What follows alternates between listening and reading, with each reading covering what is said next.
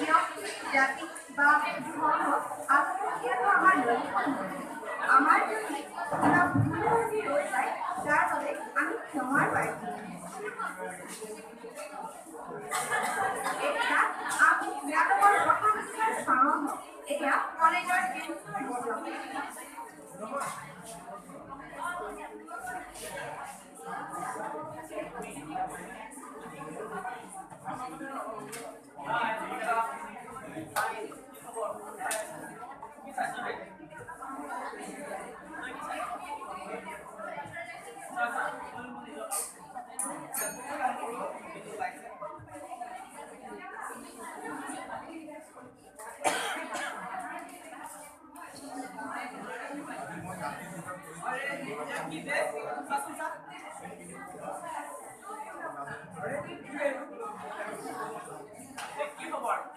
মুছলিম মানুহে আমাৰ মন্দিৰত সোমাব ওলাইছে।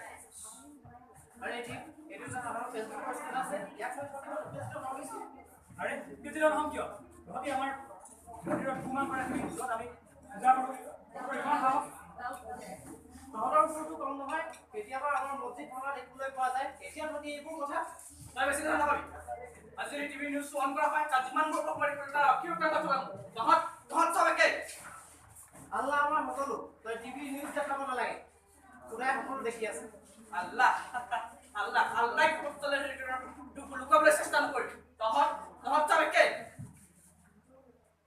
দিনটোৰ 3 বা 4 বাৰ আল্লাহ আল্লাহ চিঞৰাৰ পিছতো ইমানবোৰ অপকৰ্ম কেনেকৈ কৰ ভাবি নাপাওঁ। দীপ তই আল্লাহ খাইব আহিছ তোক আজি মই আৰে আৰে কি কৰিব লাগিছ ইমান আধান কথা কৰি ঝুলিবলৈ আহিছ। হ'ব হ'ব যা ঘৰ গৈ তোক চাই ল তোকো চাই ল। নাটকখনৰ প্ৰথম দৃশ্য অন্ত পৰে। এতিয়া আমি চাওঁ আহক নাটকখনৰ দ্বিতীয় দৃশ্য। কেণ্টিনৰ সন্মুখত হোৱা দৃশ্যৰ পিছত দীপ আৰু জাহিদৰ ঘৰত কি পৰিস্থিতিৰ সৃষ্টি হৈছে চাওঁ আহকচোন। এয়া জাহিদৰ ঘৰৰ দৃশ্য।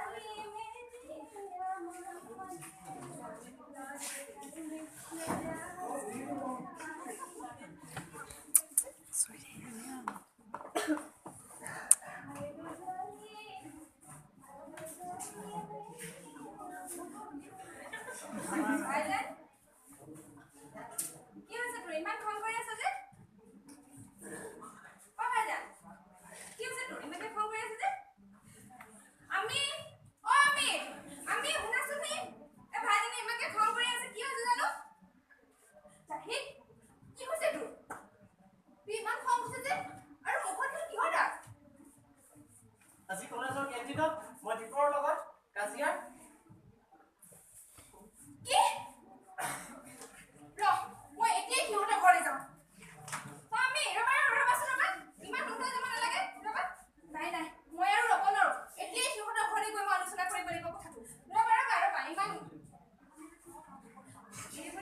জাহিদৰ মাক ফুলাইছে।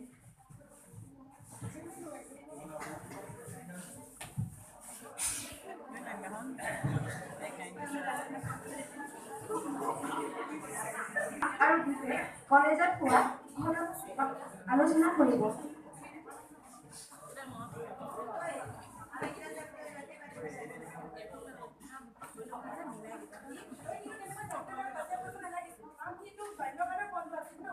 কিয় নকৰিম মাক কওকচোন। সিহঁতৰ অটপালি আজিকালি দুটা দিনে বাঢ়ি গৈছে।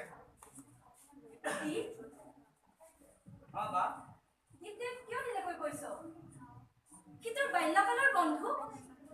এটা সাধাৰণ ফেচবুকৰ ষ্টেটাছক লৈ তই ইমান উৎপাত কৰিছ। তই এইবোৰ বুজি নকৰিবা। এনেকুৱা এটা সংঘৰ্ষৰ সৃষ্টি হলেহে সিহঁতৰ অটপালি কমিব। কি আপোনালোকে এনেকুৱা চিন্তা কৰে? মই ভবা নাছিলো আপোনালোকে এনেকুৱা মানসিকতা আছে বুলি। দুজন বন্ধুৰ মাজত হোৱা সংঘাতক আপোনালোকে ধৰ্মীয় সংঘাতলৈ ৰূপান্তৰিত কৰিছে। আপুনি আমাক জ্ঞান দিব লাগিব। আমি ভাল কি বেয়া কি বিচাৰ কৰিব জানো। এক মিনিট কি হৈ আছে তোমালোকৰ? ইমান হুলস্থুল কিহৰ? মই সকলোখিনি কথাই গম পাইছো। তোমালোকে কিহৰ কাৰণে এই কাজিয়া সৃষ্টি কৰি আছা? মই আৰু মোৰ বান্ধৱী উপাসনাই জাহিদহঁতৰ ঘৰলৈ গৈছিলোঁ। যাওঁতে তাহাঁতি মোক ক'লে, জাহিদ আৰু জাহিদৰ ভনীয়েকে ক'লে যে তোমালোকে সাধাৰণ এটা ফেচবুকৰ ষ্টেটাছক লৈ ইমানবোৰ কাজিয়াৰ সৃষ্টি কৰি আছা। আপুনি কি গম পাইছে? আপুনি আমাৰ মাজত সোমোৱাটোৱে ভাল। নাই দীপ, মই তোমালোকৰ মাজত নোসোমাওঁ, তুমি তাৰ কাৰণে চিন্তা কৰিব নালাগে। কিন্তু আজি মই এটা কথা তোমালোকক কৈ যাবই লাগিব, এই ফেচবুকৰ ষ্টেটাছটো অকল তোমালোকৰ প্ৰব্লেম হৈ থকা নাই, এইটো ইতিমধ্যে সমগ্ৰ সমাজতে সমগ্ৰ মানুহেই দেখা পাইছে। কিন্তু তেওঁলোকেতো তোমালোকৰ নিচিনা কাজিয়া কৰিব অহা নাই। আৰু তোমালোকৰ কি হৈছে? তোমালোকে ইমান এটা সাধাৰণ কথাকে নিজক আনে কৰা ভুল এটা তোমালোকে নিজৰ জাত পাতি লৈছা। তোমালোকৰ বিবেক বিবেচনা বোলা একো বস্তু নাই নেকি তোমালোকৰ? এটা কথা মই ক'ম যে এই ফেচবুক, ছ'চিয়েল মিডিয়া এইবিলাকৰ পৰা তোমালোকে বহুত ইনফ্লুৱেঞ্চ হৈছা আৰু সেইটো কাৰণে তোমালোকৰ আজি এই অৱস্থা হৈছে। উপাসনা, তুমি কি ক'বা এই কথা? বাইদেউ আপুনি ঠিকে কৈছে। মই এই কথাত লক্ষ্য কৰিছোঁ, এটা সাধাৰণ কথা লৈ তোমালোকে ইমান সহ্য কৰাৰ কোনো প্ৰয়োজনেই নাছিল। দীপ, জাহিদ, তোমালোকে দেখিছাই সৰুৰ পৰা তোমালোকে একেলগতে আছে, একেলগে মিলা প্ৰীতিৰে থাকিব লাগে। এটা ফেচবুকৰ যিটো তোমালোকে নাজানাই সঁচা নে মিছা, সেই সাধাৰণ কথাটোকে তোমাৰ ইমান ডাঙৰ কৰিলা। আৰু দীপ, তুমি এটা কথা মনত পেলাবাচোন, যেতিয়া তোমাৰ মাৰ অসুখ হৈছিল, যেতিয়া জাহিদৰ দেউতাকে বেজ দিছিল, তেতিয়া তোমাৰ মাৰ ঠিক হ'ল আছিল। এই সময়ততো এই ভেদাভেদ একোৱেই নাছিল। এতিয়া কিয় তোমালোকে ভেদাভেদৰ সৃষ্টি কৰিছা? নাপায়। চোৱা দীপ, জাহিদ, তোমালোকে সৰুৰে পৰা মিলা প্ৰীতিৰে আছা, তোমালোক ভাল বন্ধু। তোমালোকৰ বন্ধুত্বৰ কথা গাঁৱৰ মানুহে কোনে নাজানে কোৱা? তোমাৰ জানো মনত নাই জাহিদৰ ঘৰত ঈদৰ সময়ত কেনেদৰে হেতা পৰুৱা লোৱা, জাহিদৰ অগ্নিৰ হাতৰ বনোৱা খানা খাবৰ কাৰণে? আৰু জাহিদ, তুমি জানো একেলগে মন্দিৰৰ দেৱী বিসৰ্জন কৰিবলৈ নোযোৱা পূজাৰ সময়ত? সেইটো সময়ত তোমালোকৰ ধৰ্ম ক'ত আছিল? সেইটো সময়ত তোমালোকৰতো একো ভোট নাছিল। আৰু এতিয়া তোমালোকে এটা সাধাৰণ ফেচবুকৰ ষ্টেটাছৰ পৰা ইমানবোৰ হৈ কৰিছা। মই এটা কথা কওঁ তোমালোকক শুনা, যে এই দুদিনমানৰ কাৰণে মাত্ৰ তোমালোকে Facebook, social media, TV, news এইবোৰ চোৱা বন্ধ কৰাচোন। আৰু তোমালোকে উপলব্ধি কৰা যে তোমালোকে নিজৰ মৰম চেনেহ উপলব্ধি কৰা। ওচৰ চুবুৰীয়াৰ মাজত তোমালোকে আগতে যেনেদৰে মিলা প্ৰীতি আছিলা, সেইবোৰ তোমালোকে ভাবা 2 মিনিটৰ কাৰণে। আৰু তেতিয়া তোমালোকে উপলব্ধি কৰিবা যে হয়, এই ফেচবুকৰ পৰা, এই ছ'চিয়েল মিডিয়াৰ পৰা, এই নিউজৰ পৰা তোমালোকৰ কিমান হানি হৈছে। তোমালোকে নিশ্চয় ধৰিব পাৰিছা মই কি কথা বুজাব খুজিছোঁ তোমালোকক। নাই জাহিদ, নাই দীপ, তোমালোকে আমাক ক্ষমা খুজিব নালাগে। তোমালোকে ইজনে সিজনক ক্ষমা খুজিবা। আহা।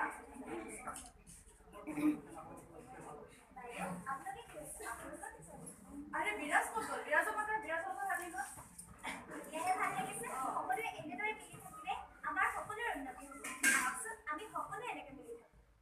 দৰ্শকবৃন্দ, আমাৰ নাটখনি ইমানতে জৱনিকা হয়। আমাৰ নাটখনৰ মূল উদ্দেশ্য এয়াই আছিল যে আমি সকলোৱে ভাতৃত্ববোধেৰে ধৰ্মৰ ভেদাভেদ নেওচি এক ধুনীয়া মধুৰ সম্পৰ্কৰে সকলোৰে লগত মিলিজুলি থাকিব লাগে। ইমানতে আমাৰ নাটকখনি অন্ত পৰে। ধন্যবাদ।